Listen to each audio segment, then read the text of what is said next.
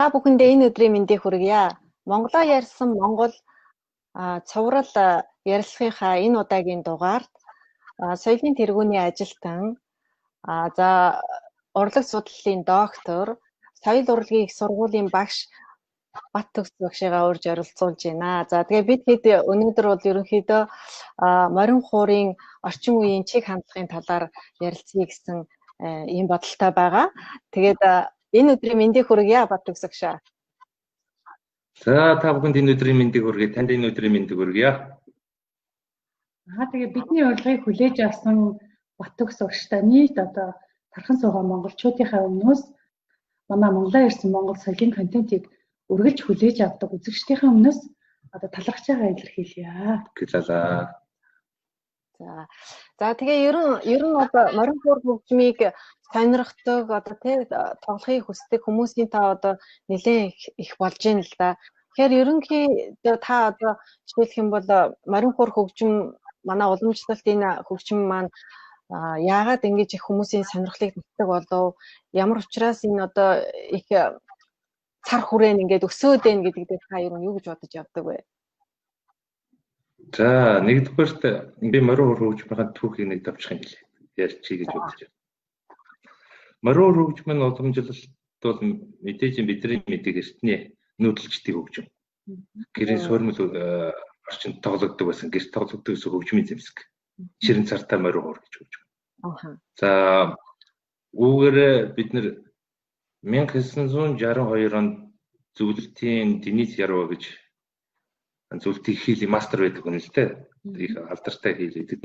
Тэр үед ч одоо мэрэгчлэлтэнгүүд орж ирдгүүсэн шүү дээ. Зөвлөлтийн бүх шинжлэх ухааны мэрэгчлэлтэнгүүд бүх ажиллаж байна. Тэр хүмүүс 62 онд морин хуур хөгжим модон цартаа болсон юм түүхтэй. За модон цартаа болсноор ямар гэх юм бол хөгжимчдийн ур чадвар, хэлбэр хийц, дэлхийн стандартад морин хуур хөгжмийн чиг хандлага зэрэгцгүүц, бүр нийтийн хөгжмийн зэмсэгтэй нийл зэрэгцгүүц бүтээх нэг том алхам болсон юм. Тэгэхээр зөвлөлтийн хөгжмийн их урлаач мань морин хуур хөгжим модон цартаа болгосон байгаа. За ийм түүхтэй. Үүнээс хойш морин хуур хөгжмийн одоо өнөөдрийн миний ярих гэдэг гол зорилго бол морин хуур хөгжмийн өнөөгийн чиг хандлага маань ямар шүү байна вэ? Инновац хөгжим, хөгөлөг, ур чадвар, урын сан, хөгжимчдийн ур чадвар, урлаачдын маань өнөөдөр хөгжим урлах тэр шинжлэх ухааны үндэслэл суурь онол практик энэ бүхэн дээр судалгааны ажлууд хийгдээд ямар төвшөнд явж байгаа вэ гэдгийг л би өнөөдөр голчлон ярих юм. За. Гэрийн нөхцөлд тоглогддог байсан морин хуур хөгжим нь өнөөдөр бэлгэхнээ тайзан дээр тоглогдох боллоо. Тэр удаа дэлхийн том хэлбэрийн бүтээл болон дэлхийн том шилдэг симфони оркестртай тоглодог юм хөгжмийн зэмсэг боллоо. Урын сан, дан хөгжмийн зэмсэг хамгийн том бүтээл болох концерт гэдэг бүтээлүүдийг тоглож дэлхийн олон тайзан. Энэ өнөөдөр нэгсэндээ морин хуур хөгжмийн хөгжил буюу морин хуур хөгжмийн дэлхийд тодорхойлогдож байгаа стандартад нийцж байгаа буюу мэрэгжлийн ур чадвар, урын сан, мэрэгжлийн тоглоочдын арга барил нь дэлхийд одоо танигдж байна гэсэн үг.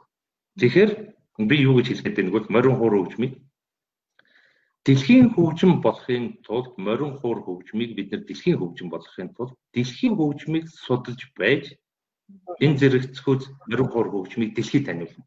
Өөрөөр гаргалгаа их ховроо. За. Дэлхийн тулд яах вэ?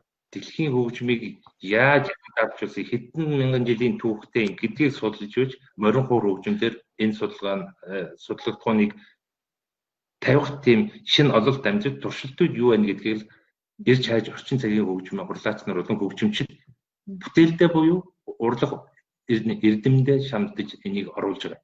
Үүний нэг судалгааны ажлыг би нэг хэрхэн болгож хийсэн юм аа зүгээр. Тэгээд тэрийг би дараа нь явандаа нэг тавчхан яриа авч байна. Яагаад одоо морин хуур ихсэн бэ?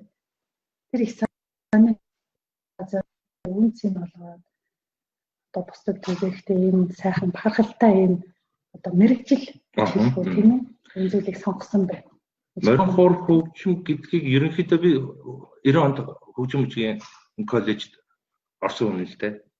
Тэр үед Яг хөө нөгөө 90 онд чинь би морин хуур гэж хөгжмийг ер нь мэдэхгүй шүү дээ. Ер нь мэдэхгүй. Тэгээд яг хөө эцэг гэх мэт тэр үед нэг анхааралтай ажлын болоодаа нэг хөгжмийг тоглох дуртай, пианороо ордонд явна, сургуулийнхаа хөгжмийн дугуйланд явна. Тэгээд нөгөө гитар метар тоглодог л тийм нэг хүүхэд байсан. Тэрийг ажаад 5 дугаар ангид хөгжим үжигийн сургууль шалгуулаад тэр нь морин хуурын ангид орох тийм анхны алхам нэгцэн. Тэгээд би ерөөсөө морин хуур хөгжим мэдэхгүй ажаад хөгжим үжигийн сургуульд төгсөөл 90 оноос хойш энэ хөгжмийг сонгох хувь тавь юм да. Тэгээд 5 дугаар хөгжим мэдэхгүй шүү дээ. Би чи морин хуур гэж үтгэл. Тэгээд нөгөө мэрэгжлийн сургалтаар чи нөгөө онол хөгжмийн янз бүрийн мэрэгжлийн хичээлүүд авч байна. Тэр 30 жил одоо ер нь 30 жил болчихлоо тийм 90 оноос хойш. Тийм байна. За тэгэхээр ер нь морин хуур хөгжмийг сонгоод одоо судлаад ингээ нэлээд амьдралынхаа нэлээд хугацааг ингээ зарцуулаад ингээ явж явах хугацаанд ч өөрт чинь одоо тийм морин хуур хөгжмийг тоглосноор ямар одоо зүйлүүд одоо жишээлх юм бол танд өөрийн амьдралд чинь одоо бахархалтай зүйл байсан уу эсвэл хэцүү зүйл их байв уу ер нь яасан бэ? Ямар юмнууд их тохиолдож ив? Морин хуур хөгжмийн бахархалтай зүйл гэдэг суралцж байгаа хугацаанд бид нар чинь мэрэгшиж гин гэж ойлгож байна. За яг морин хуур хөгжмөөрөө бахархах үе бол за хүн ер нь нэг 25 26 наснасаа л ойлгодог юм шиг байна л да. Би өөрхөн чин дээр яриад байгаа шүү. Тэгэхээр одоо би юу гэж дүгнээд байна гэх юм бол энэ хөгжим Монголын үндэсний хөгжмөөс гадна морин хуур хөгжмийг ярих юм бол Монголын түүхийг ярих бол гарцаа байхгүй. Юун дээр би Монголын түүхийг ярих гэдэг болчвоо гэж ойлгох юм бол энэ хөгжмийн ая аюулгүй их шиг энэ хөгжмийн бусад хөгжмөөс ялгаатай характер, тоглох арга барил, хэлбэр хийц, дуугаралт, эд анги бүгдээр морин хуур хөгжмийг тодорхойлж байгаа. Тэгэхээр энэ Монгол хүний одоо өөрхөн сэтгэлгээнд болон одоо цуснд нь байдаг юм генийх нь энэ хөгжмийн зэмсэг юм байна гэдгийг өөрөө би ойлгоод байна. Яг морин хуур хөгжим маань бидний ахуй амьдралтай салшгүй холбоотой юм аа. Наад зах нь гэхэд одоо дай хүргээ, хорим найр гэж бид нэр тийм зүйлүүд тэр бүгдд нь морин хуур ордог. Тэгээд тэр одоо мал хуугаа одоо юу зан заншил байдаг шүү дээ. Бас нэг энгийг хүртэл уйлуулчих тийм билээ. Тэр морин хуурд бас нэг тийм нэг амьд нэг чанар байнтай нэг сүнслэг шиг та тэрийг юу гэж боддог вэ? Түрүүний миний яг хэлдэг л да. Монгол хүн монголчуудын нүүдлээс гадна Монголын түүхийг ярих болно гэж хэлсэнтэй морин талаа. Тэр нь юу гэсэн үг вэ гэх юм бол морин хуур хөгжмийн ая аюулгүй их шиг урын сан болон уртын дуу татлаг биелгээнүүд нь бүгдээрээ утга учиртай өөрийн гэсэн юутай байдаг юм л да. Илэрхийлэлтэй зан заншилтай холбоотой. Ерөөл магтаад бүгдээр утга учиртай. Энэ болгоноос энэ ая аюулгууднууд нь үүдэн гарч ирээд морин хуур хөгжмийн өөрийн илэрхийлэх бусад хөгжмөөс илэрхийлэх хамгийн онцлог шинж нь эндээ байна. Юу жишээ өөрөөр хэлбэл тоглох арга барил, хэлбэр хийц, эд анги энэ бүгдээрээ нэршлээ болж байгаа юм. Тэгээд энэ аюулгүй нь өөрөө яагаад бусад хөгжмийн зэмсгээс тийг дуурай тав нүүдэлчин тав шурмалыгаа бид нар чинь ярина шүү дээ. Морьтой холбоотой тайлбар тэмээг яагаад болоод. Энэ аюулгүй тэр амьтанд өөрөөс нь дан аюулгүй нь өөрөө нөлөөлөд байгаа байхгүй. Тэгэхээр морин хуур хөгжим нь өөр. Хийл хөгжим магадгүй төгөлдөр хуур хөгжим бариул би бол тэгж үзээгүй гэхдээ бас их сонир сонсогддог байх гэж боддог. Тэгэхээр энэ морин хуур хөгжмийг одоо би жоохон өнөөдөр жоохон наривчлалтай ойлгох гэж байгаа шүү. Зүгээр нэг юу биш. Тэгэхээр морин хуур хөгжмийнх нь дуугаралт нь гэрийн акустик буюу дуулдац талаас тохирос хөгжим гэдэг байхгүй. Монгол гэрт акустик гэсэн утгатай ч та. Манайхаар дуулдах гэсэн утга. Тэгэхээр энэ хөгжмийн зэмсэг нь одоо яг судалгааны тал дээр ингээд хараад үзэх юм бол морин хуур төдийгүй морин хуурыг судлах Монголын гэр монголчуудын аяа эдэж ууж байгаа одоо мөнгөн аяа тэр хэрглэж байгаа өмсөн гууд Монгол гуудал хувьдас бүгд энэтэй холбоотой байдаг. Холбоотой байдаг юм. Тэгэхээр энэ бүгд бүтэн том судалгааг Японы эрдэмтэд судалж байсан Монголын нэлээдгүй олон хүмүүс энэ талаар судалгаа хийж байсан. Тэгээ энэ юу гэдэг үг гэхэд энэ үгэл морин хуур хөгжим нь өөрөө бас энэ талын судалгааны ихний үүсвэр болж байгаа. тэр дундаа аялгуудаа ишгэлгээнийх нь онцлог ийм нарийн зүйлүүд байт юм байна гэдгийг л ойлгуулах гал би тайлбарлаад байгаа шүү. Нэг сонирхолтой гэх юм Ямад явж илүү 2014 онд хаа Японоос нэг багш Японд нэг багш бид нар хамт Монгол залуучуудтай хинт тэгээд ийм задгаа тал дээр уртын дуучин морин хууртай тэгээд ингээ хөгжим дандаа залуучууд явж байгаа ш. Тэгэхэд өөрөө ирэхгүй ингээл ерөөсөө нөгөө морин хуурны талаарх ойлголт бол эсэргээрээ болсон л та. Бүтийнхэн нулимс ингээл хатгараал нэг тийм талын салхи дээрээс нь морин хуур уртын дуу гурав тэр нэг тийм төгс хослол тэнд үүсэх шиг болсон. Салхитай ямар ч яагаад ч нэг тийм холбоотой ч юм уу.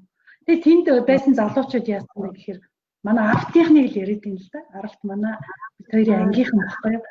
Тэгээд тэндээс нөгөө тэрэнд явсан залуучуудад нэг юм сэрсэн гэдэг тэр юу байсан болоо одоо тэр эргээд надад гинт санаанд харж ин л та. Монголчуудын уртын дуугээд аваад үзэлтэй. Гэдэг нь ерөөсөд монгол хүмүүсийн өөрсдийнх нь нүүдэлчдийн байгалийнх нь өөрсдийнх нь өгөгдөл монголчууд. За морин хуур хөгжмөр уртын дуу. Лимп хөгжмөр уртын дуу. Хөгжим байгаад байгаас хамсарч тоглоно гэж явна шүү. Тэгэхээр битүү амьсгаа гэдэг үг нэгсэнтэй лимп хөгжим дээр илэрхийлж байна. Морин хуур хөгжим хэлгсээр уу ерөөсөө морин хуур хөгжим. Гэж байгаа юу тоглож байгаа тэр өөрөөр хэлбэл тэр дуу аялгууд дуу тембрийг гарцаа баггүй адууны сүүл гэж ярьдэн шүү дээ. Сүүлээр хийдэг. Тэр дан аялгуунууд нь монгол хүмүүсийн тэр дуулдах буюу дуулцад нь маш их нөлөөлдөг. Тэрнийг нэсэнтэй бидний ая данд шингэсэн ийм өнгө буюу тембр илэрхийлэл дуугарлалтын талаас нь ингэж судалгааны ажлуудыг ингэж бас тайлбарлаж байна. Ингэхээр монгол хүмүүсийн тэр өөрийнх нь цаана байдаг байсан одоо сэтгэлгээнийх нь өвчсүүд нь морин хуур хөгжимдөр шингэхээс гадна тэнд бидний илэрхийлэгдэх тоглох арга барилууд нь бас шингэсэн байдаг. Тэгэхээр тэр монгол хүн байгаад байна гэж би хэлээд байгаа. Тэгэхээр яг монголчууд энийг ингэж би Япон хүмүүс зөндөө зааж ил байсан, Европ хүмүүс зааж ил байсан. Тэр нөгөө өөрийнх нь өгөгдөл нь монгол гэдэг нүүдэлчдэг нь өгөгдөл нь бид нар бага байхаас бүх зүйлүүдийг сонсож хүмүүжиж байсан тэр өгөгдөл нь бид нар гараад байдаг байхгүй. Жишээлбэл нэг жишээ авах бид нар тэр үед ямар нэгэн интернет авахд шугамын хараадуу сонсдог байсан.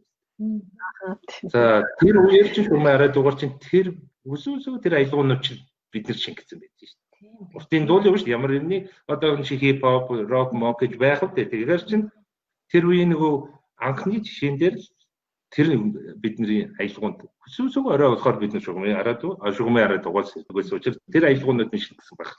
Тэгэхээр хуучны юм сэргээд юм гэсэн үг үү? Тэр ч одоо нэг сонирн болоод бид нар ойлсон шүү дээ. Хуучны юм сэргэн. Бид нар чинь бас энэ хөгжмийн зэмсгийг вэ шүү дээ. Ярихаасаа илүү тоглоо тэрийг сонсож амьд сонсох нэг өөр үдэ шүү. Хуурч юм дэлхийн бүхэл хөгжмийг яг хажууд нь сууж сонсох нэг өөр. Зүгээр нэвтрүүлэг үзэж сонсох нэг өөр үдэ шүү. Тэгэхээр энэ хөгжмийн зэмсэг маань нэгсэндээ юу гэж хэлэх гээд байна бол монгол хүний өөрийнх нь генийх нь цуснд нь байдаг юм аялал учраас монголчууд хүлээж аваад байгаа. Ойлгоод байна.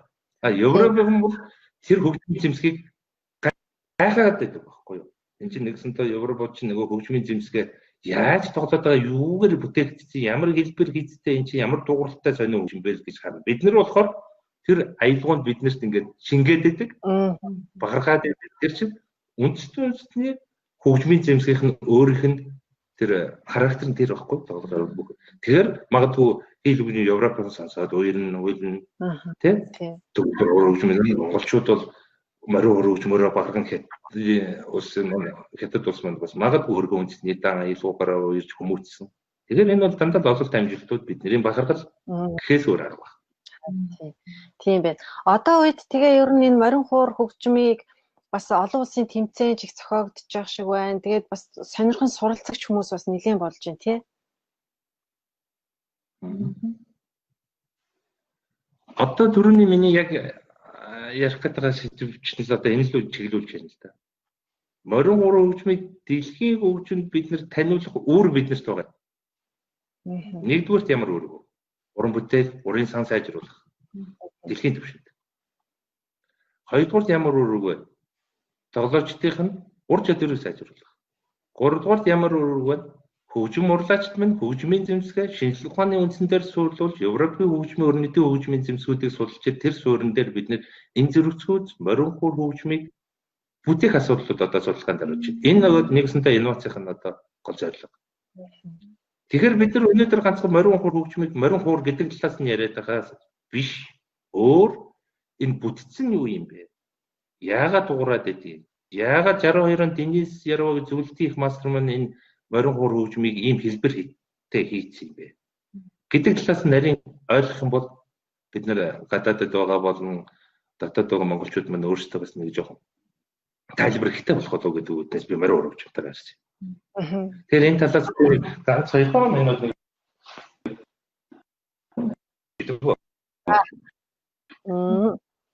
ном гэдэг.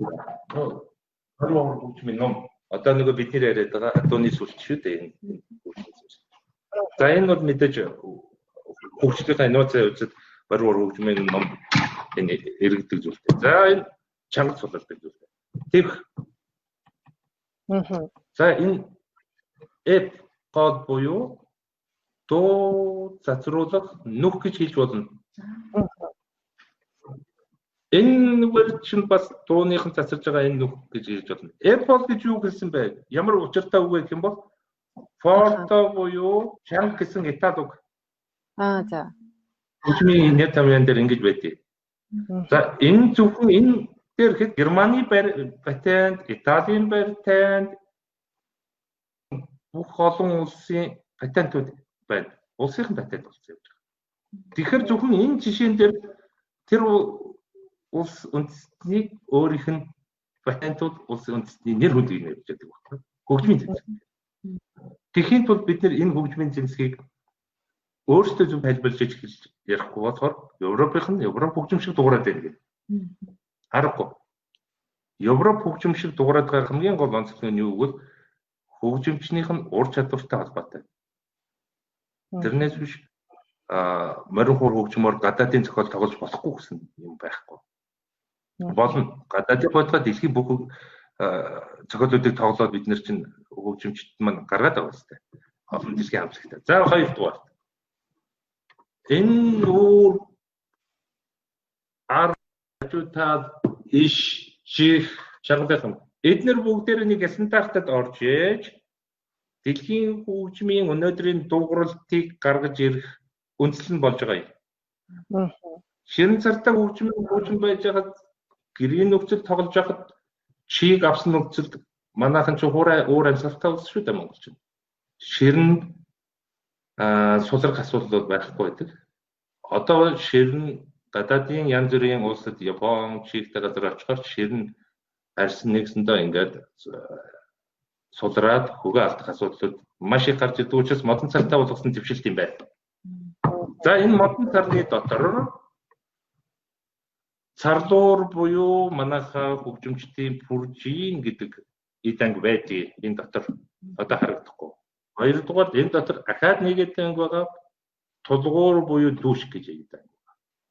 Энэ нүүр хөлгөөний маш олон арга байдаг. Энэ дээр дэлхийн бүх урлаачид энэ хөлгөөний арга өөрөж хөглөдөг. Энэ хөглөгөөр морин хуур хөгжим өнөөдөр тоглох, дуугарах асуудал акустик талаас нь судлахад маш хүндрэлтэй учраас энэ тал дээр судалгааны ажлууд маш ихээр хийж байгаа. Энэ тал дээр миний судалгааны ажиллаж бас байгаа. Энэ ямар судалгааны ажил вэ? Физикийн дуу долгионы онол дээр тулгуурлаад морин хуур хөгжмийн дуудахуй болон ишгэлгээг цахилгаан дохоо буюу физик үзүүлэлтүүдийн компьютер графикаар судалгааны ажил хийлгээ.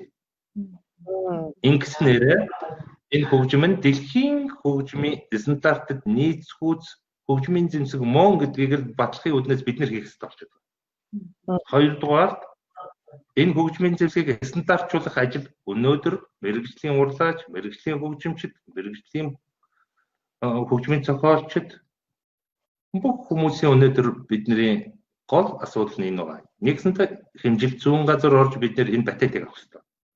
Ингээд судлаач нар ажиллах хэрэгтэй болчихж байгаа. Тэгжээд бид нэр өнөөдөр энэ модныхаа нэр шил ямар материалаар хийх вэ? Хэдэн жил хатсан баг уу? Яаж хөгөлөх үү? Гэдэг нь бүгдээр одоо миний төрөний физик үзүүлэлт байд юм аа. Энийг хэдэн зуун жилээр судалсан Европ хөгжмийн жишээн дээр бид нэр ахиж судалж байгаа. За ингээд энэ хөгжмийн зэмсгийг бид нэр өнөөдөр эрдэмтдийн хөгжимчдийн, урлаачдын, олон улсын давцанд гаргах нэг том стандартын үзүүлэлтийг одоо бид нэр болсон шүү дээ. Энд бид нэр өргөн барьсан байна. Энд өргөн барьснараа морин хуур хөгжим дүүрмэн өнөөдөр Монгол улсын патенттай, стандарттай чимжүүрэн газар ингэж олон улсын ийм хэлбэр нэг стандарт хөгжмийн зэмсэгтэй болж гэсэн ISO-тай болчих юм бол өнөөдөр бас бидний нэг том алхам. Ингэж бид нэр дэлхийн хөгжмийн зэмсэгтэй ярих тийм эрх олдно гэсэн үг. Ийм учраас өнөөдөр залуучууд бид нэр энийг заавал баримталж хий гэж байгаа. Ингэснээр урын сан, тоглох ур чадвар бүх зүйлүүд нь сайжирна. Магадгүй энэ хөгжмийн зэмсэг өнөөдөр бол төгс бий болсон хөгжмийн зэмсэг биш. 1960-аад оноос өнөөдөр нэг 50 жилийн хугацаанд үйлчилсэн хөгжим. Тэгтээ яг мэрэгжлийн яг шинжлэх ухааны үндэслэлээр ярихгүй болдгоо юм л да. Ийм хөгжмийн зэмсэг тогтцсон үзүүлэлт хөгжмийн зэмсэг бол одоохондоо биш. Тэгэхээр энийг бид нэр хийх хэрэгтэй. Нэгэсэндээ би 20 жилийн дараа морин хуур хөгжмийн зэмсэг өөрчлөгдөхийг үгүйсэхгүй. Тэгтээ энийг мэдээж бид нэр шинжлэх ухаанаар ярихгүй зүгээр амаараа ярьдаг биш гэдгийг би нэг стандартын хэмжүүрийн газар орох, хэмжил зүүн газар орох хэрэгтэй байна гэдгийг яриад байгаа шүү. За ингэж одоо өнөөдөр бидний хөгжмийн зэмсэг дэлхийн тайлбарт тоглох болжээ гэдгийг л одоо харуулах гэсэн шүү. За. Уламжлалт хөгжмийн зэмсгийн ширэн цартаа морин хуур хөгжмийн зэмсэг өнөөдөр бид нэр ахад уламжлалт руу орох хэрэгтэй. Орж байгаа одоо. Тэр агуулгын энэ морин хуур хөгжмийн ерөөсөл зүрх судсан шүү дээ. Яг үндсэндээ бол энэ татлаг уртын дуу гэдэг чинь. Одоо бол бид нэр энэ хөгжмийн зэмсгээ яах хэрэгтэй вэ гэх юм бол тэр үйлчлэл рүү оруулахын тулд бид нэр одоо өнөөдөр даяарчлагдж байгаа энэ их нийгэмд амьдарч байгаа учраас морин хуур зэмсгийн ширийг боловсруулах ямар арга байна? Нано технологи ямар арга байна? Гэдгийг суулгах хэрэгтэй. Энэ бол өнөөдөр бидний тавигдах шаардлага. Тийм учраас гадаадд байгаа хүмүүс, судлаач нар, гадаадын хөгжмийн мастерууд бол энд бүгд санал нэгтэй хариу өгөх байх. Яагаад гэвэл энд бас л нэг том дэвшил. Тэхийн тул юу анхаардаг бол түрүүний миний хэлдэг доторх хэд ангийн нэршил нэмэгдснээр дуугарлалт нь сайжирна гэсэн онлын том ялтай байна. За. Тэр юм баха одоо ингэж таны нэг бодол гэдэг CD-г сонслоо л доо. Тэгээ сонсож байгаад яа харга байхгүй нөгөө яг зөв бодлоо та бас нэлээд олон CD-нүүд гаргасан билээ шүү дээ. Их гоё нэртэй. Тэгээ хамгийн сүүлийнх нь бодол CD байсан. Тэгээ энэ CD-г би сонслоо. Тэгээ ингэ сонсож байгаад аялгау морин хуурын аялгау нэлээд тийм орчин үеийн гэхэд одоо хаашаа орчин үеийн аялгауны тоглоод байгаа байхгүй хамгийн гол нь нөгөө вайлс юм уу гэл ингээл гоё аянуудыг ерөөсө хийлээс дутах юм байхгүй тоглож байна. Энэ одоо нөгөө яг энэ та одоо нөгөө та хэдний судалгааны үр дүнд ингэж гоё нөгөө одоо юу гэдэг нь те өөрчлөлт гараад ингэж гоё дуурдаг болоод байна гэсэн үг үү? Энэ түрүүний миний хэлдэг мэдээж хөгжмийн зэмсгээс шалтгаална. Хоёрдугаар сонгодог аялал болон дэлхийн хөгжмийн бүтээлүүдийг тоглох нэгдүгээр хөгжимчмөний өөрх нь бас сонирхол байна. Тэгэхээр энэ дэлхийн хөгжим бүтээлийг тоолоход бидний хөгжимчин хүмүүс өөрсдийнх нь гол ур чадвар нь байдаг шүү гэдгийг би хэлэх гээд байна. За. Ур чадвар тоолоход хоёрдугаар мэдээж хөгжмийн зэмсгийг төрөний мэний хэлдэг хөгжмийн зэмсгээс маш их юм шалтгаална. Тэгээд энэнд болохоор би юу голчилж барьсан гэвэл энэ CD миний 20 жилийн хөдөлмөр байхгүй юу? Магадгүй би энэ далимгуулаад энийг сонирхож явал тав хүн холбогдож байна. Энэ төгөлдөр хууртай буюу дан морин хур хөгжмийн дэлхийн болон орчин цагийн хөгжмийн бүтээл албан үеийн хөгжмийн зохиолчдын бүтээлүүд байгаа Монгол. Дан тэгэхээр энийг гадаадд байгаа монголчууд маш ихээр авдаг учраас би энийг бас санал болгож байна. За энэ нь ямар учиртай гэх юм бол өнөөдөр бид нар морин хур хөгжмийн энэ аялгауг магадгүй энэ CD-г сонсоод хийл дуурайд байна гэж бодож байна. Тэгж бодог гэж тоглож байгаа шүү дээ би өөрөө тэгж бодогдоосоо гэж одоо нэгсэндээ тэгж энэ болохоор морин хур хөгжмийн хийшиг хөгжмийн зэмсэг болчихгүй гэсэн зарим хүний асуулт байж магадгүй. Энэ бол хөгжмийн зэмсэг маань өөрөө эд анги тоглох арга хэлбэр хийцээс шалтгаалаад бусад хөгжмийн зэмсгээс бол өөр учраас хизээж хийшиг болохгүй. Зүгээр эдний хийсэн судалгааг морин хур хөгжмөндөр дэвшилтэд аргыг одоо сүүлийн үед судалж яж бид нар даруй энэ хөгжмийн зэмсэг сайжруулах боломжийг гаргаж ирэх гэдэг. Ганцхан бид нар бас нэг юм тоглоод байна. Тэгэхээр одоо өнөөдөр энэ манд сайжраж эхэлж ерөөсөө энэ юу гэж хэлэх гээд сонгодог хөгжмийн тоглогчид тэр хөгжимчний ур чадварын асуудал шүү. За бас тийм юутай байна. Тэгэхээр одоо ингэдэг ч та одоо манай Монгол улсын ерөнхийлөгчийн зарлагч гарсан ерөнхийдөө ингээд морин хур хөгжмийг айл болгон хоймортоо заллах тийм юу болцсон шүү дээ. Хүн болгол гэртээ нэг морин хур авдаг, баяр ёслолоор найз нөхдөд бэлгэлдэг юм болцсон. Манайд ч гэсэн нэг морин хур ингээл байж идэг. Гэхдээ яг ингээд салхи оруулж яаж ингэж бол өөрснөө мэдгүй байгаа. Тэгээ хүүхдүүдээ морин хур сургая, өөрснөө бас сурах юмсан гэдэг хүсэл сонирхол сүүлийн үед бас нэлээд нэмэгдэж байгаа шиг байна. Тэгэхээр яг энэ одоо нөгөө энгийн жирийн иргэд бидний хувьд одоо морин хур сурыг гэвэл хаана хандах вэ? Ер нь ийм сургалтууд их байдаг болсон уу? Ер нь ямар байгаа вэ? За миний хувьд өштэй нэг юм хэлэх гэсэн. Сая яг вэ корона гэдэг энэ их өвчин мань гараад ирчлээ. Энэ үед нэг бүгдээ сургуулиуд онлайн болчлоо. Тэгсэн чинь бид нар чи онлайнаар хичээл орох болно доо. Хөгжмийн зэмсэг хөгжмийг онлайнаар орох шиг бэрхшээлтэй зүйл байдгүй мэн гэж би өөрөө биеэр ойлголоо. За. Энэ ямар учиртай юм бэ? За яг хэл шинжил хэл янз бүрийн зүйлүүдийг орж болно л да лекц хичээлээд. Өөр тэр нь ч илүү юм байна. Орсон. Хөгжмийн зэмсэг хөгжмийг хажууд нь байж барьж барил тавил тавьж хажууд нь дуугаргаж хөгжмийн бүтээлийг сурдсан байна. Тэрнээс онлайнаар сурдсан бол одоо дэлхийн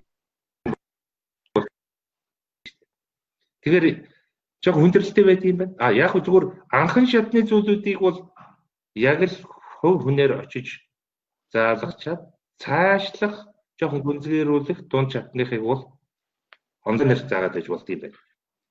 За нэг хоёрт өмнөх асуулт руу чинь ягаад одоо бид нэр өөр хүүхдүүдтэй морин хур хөгжмийг эхлээд эцэг болон бид нар өөрсдөө эхлээд тайлбарлаж сурах хэрэгтэй.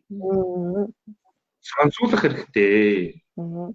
Хоёрдугаар хүсээгүй энэ морин хур хөгжмийг сонсон хүүхэд сонирхно. Монгол хүн л юм бол сонирхно. Тэгэхээр энэ хөгжмийн зэмсгээ тайлбарлаж өгөөд сонсгоод энэ өөрөө болдгсон бол ганц хоёр зүйлүүдийг судлаад манайх айгүй амархан сурчих юм ойлгоод идэв. Ягаад гэвэл нэг ая сурч 2 ая сурч. Энэ чинь тэгдэг хөгжмийн зэмсэг гэж юу байх вэ? Suurтай тавьдаг болохоор их хэцүү.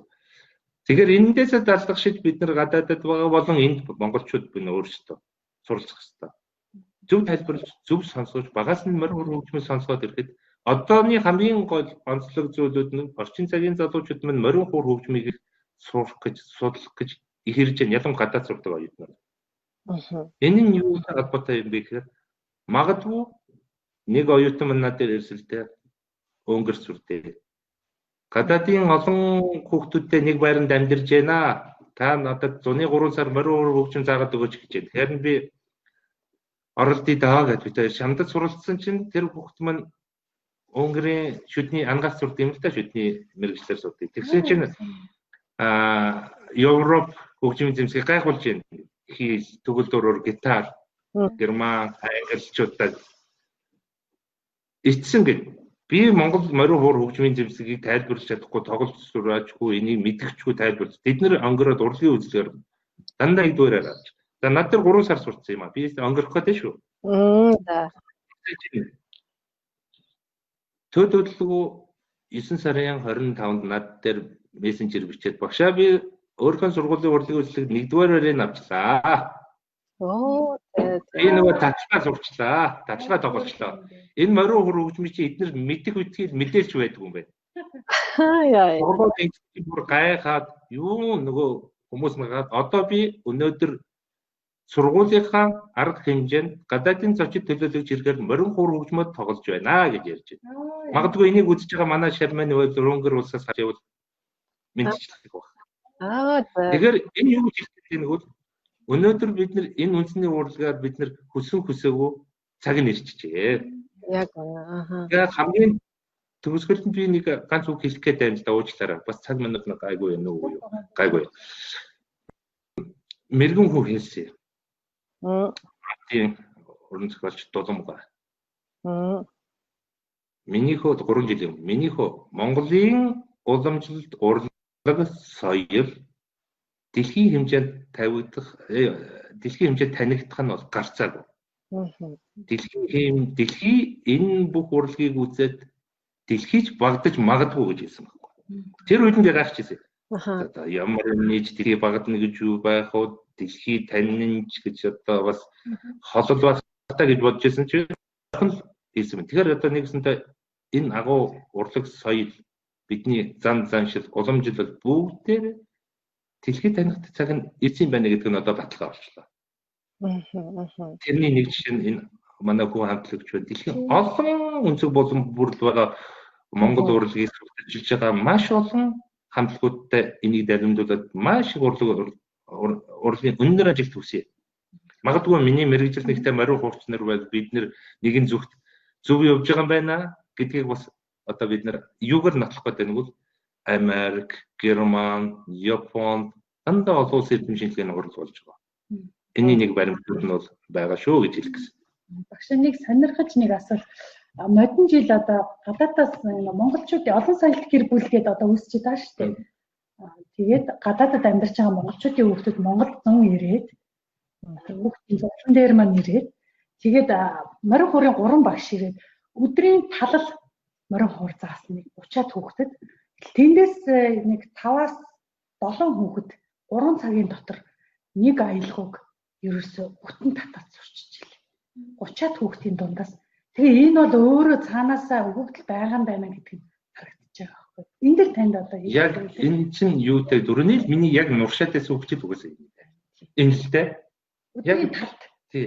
Яг би энийг хэлээд байна гүйл.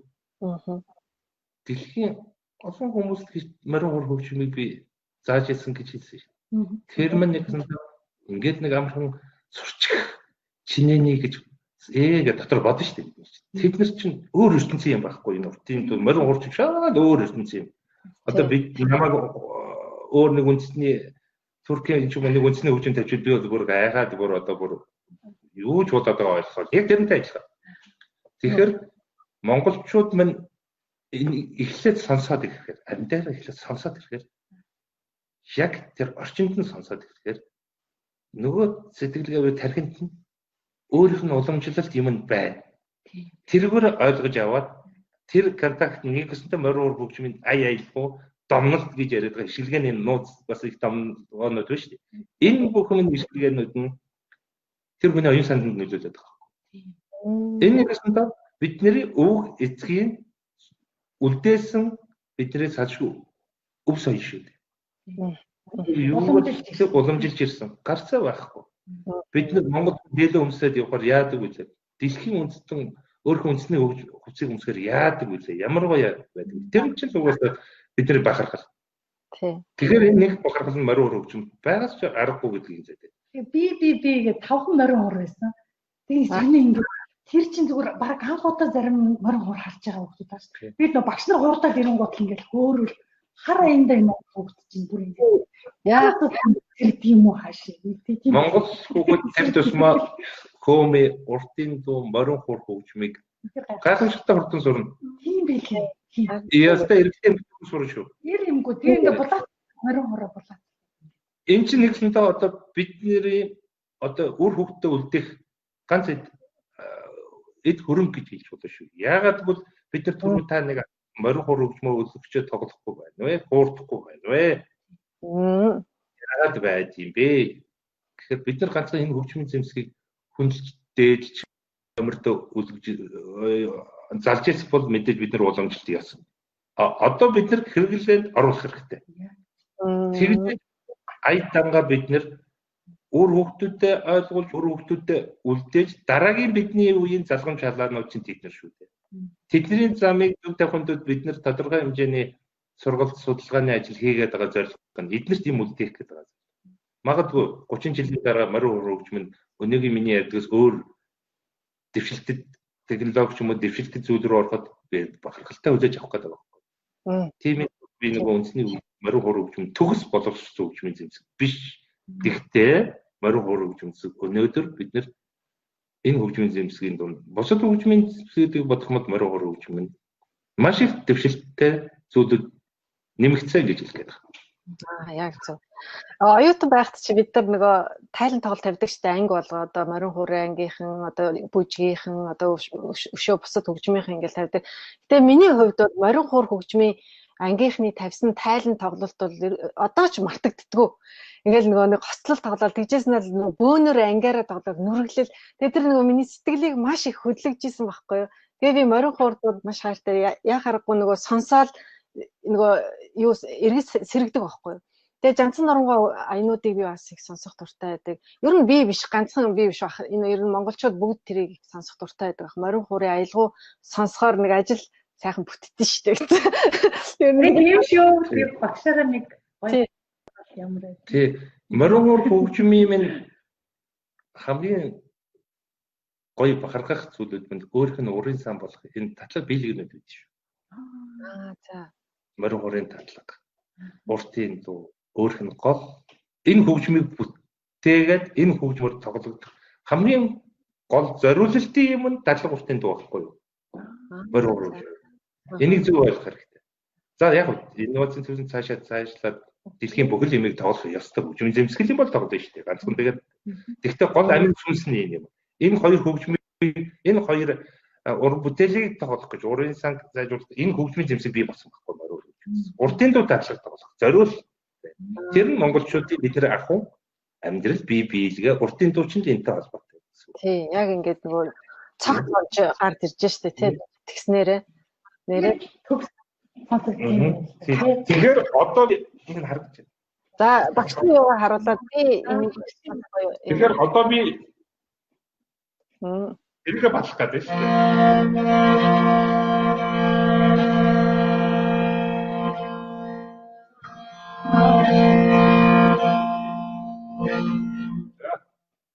Морин татлаг.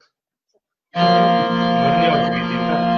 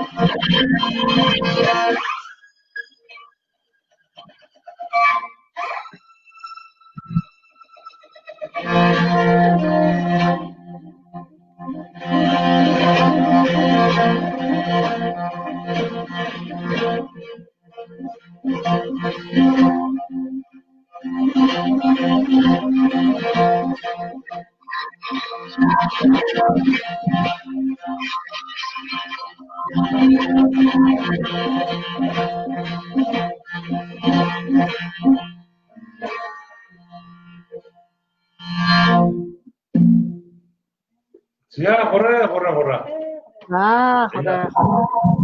Морин хор хөгжмийн тоглолт хууртай туусны дараа хураа гэж ирүүлж өгөх зүгээр юм байлээ. Бидний ажил энэ зүйл би бодож явдээ. За.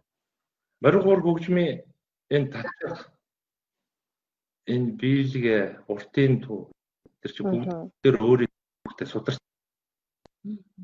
Тийм учраас айл болгон морин хор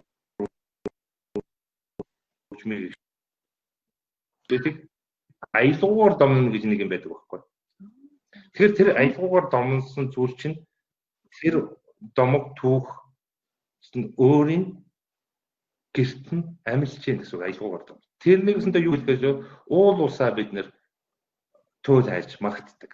Уул усаа бид нэр өрөөл хэлж аялгуулж хуурддаг.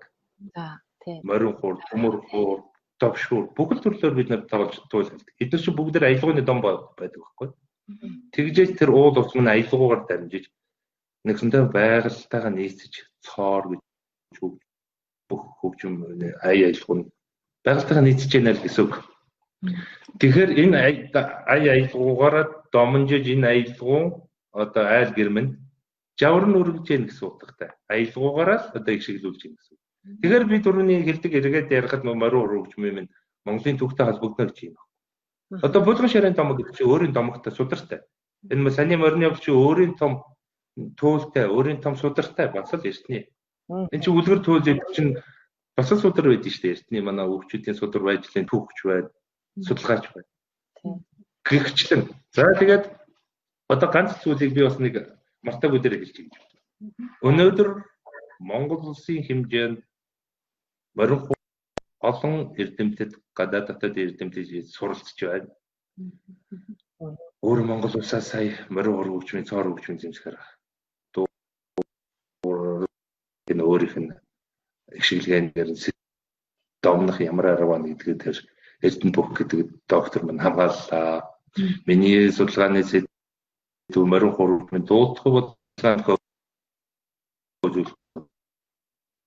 одоо уран бүтээлийн салбар маш баяр гэдэг бас судлаач маань хамгаалах гэж байна. Өмнө Эрдэнэ чимэг багш бас муу аваад зүүн онцлогоор хамгаалсан арга бүлийн судалгаасан эгц морин хор хөгжмийн талаар судалгаа хийж байна. Ингээд нэмэгдэх тусам өнөөдөр бид нар дэлхийд морин хор хөгжмөөр судлаачийн баг бүрдүүлж ажиллах, нүүр ордом ажиллах сайхан завшилт болчихж байгаа гэсэн үг шүү. Тэгэхээр одоо бид нар би нэг зүйлийг нүүр ордом хэлэх гэдэг. Нэг хүний судалгааны ажлаар морин хор хөгжмийн төгс болчдөг юм биш. Олон хүний судалгааны ажил морин хор хөгжим нь үндсэн суурьтай судалгааны их хэрэглэгдэх хүн болж дэлхийн түвшинд яригдах юм шаардлагатай болдгийг, шаардлагатай ч байдаг юм байна. Тэгэхээр өнөөдөр морин хор хөгжмөнд дэлхийн өнцөг болон бүрд энэ судалгааны ажил мань тавигдаад энэ эрдэмтдийн морин хорын том фестивал, симфони, юунууд симпозиум эрдэмтдийн хурал нэгдээд байгаа учраас нь Америк, Япон улсууд тэр шигээр хятад улсад бол бүр морин хор хөгжмийн фестивал уралдаан тэмцээж боллоо. Гэхдээ энэ дээр бол одоо морин хор хөгжмийн дэвшилтүүд гарч ирж байгаа шүү. Тийм учраас энэ тал дээр судалгаа хийж байгаа эрдэмтэн багш, мэрэгчлэн судалж байгаа мэрэгжилтнэгтэй андууд, соёл урлагийн сургуулийн багш эрдэмтдийн нэрийн өмнөөс та бүхэнд энэ мэдчилж байна л гэж хэлэх гээд байна.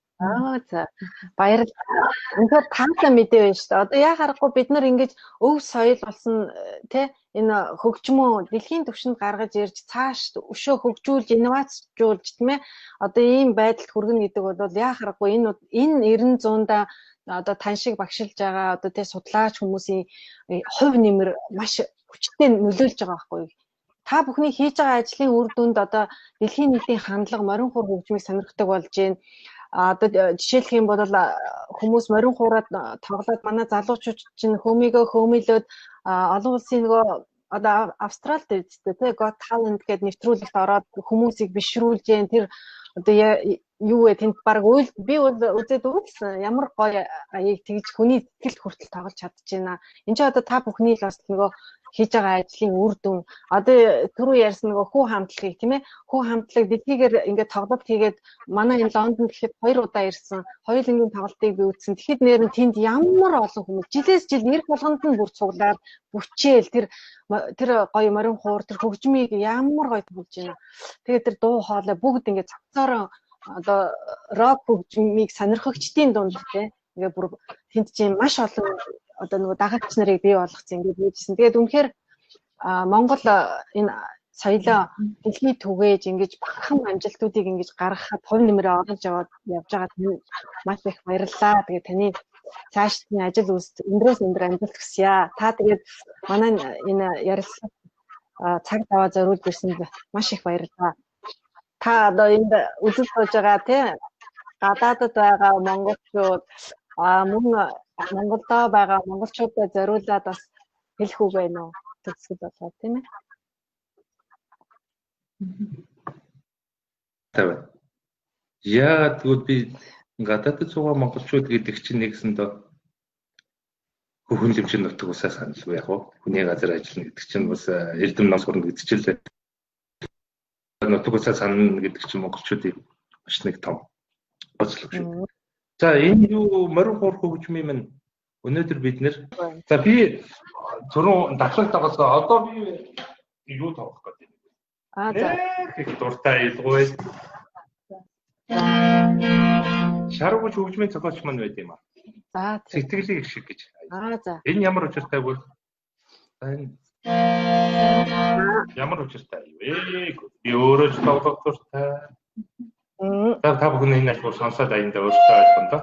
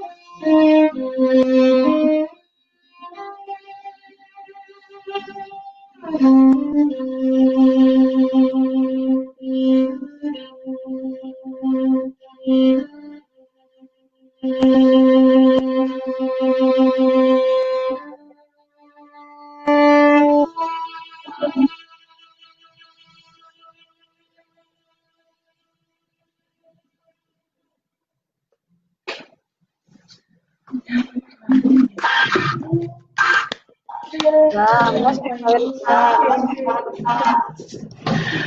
Ямар гоё аюу.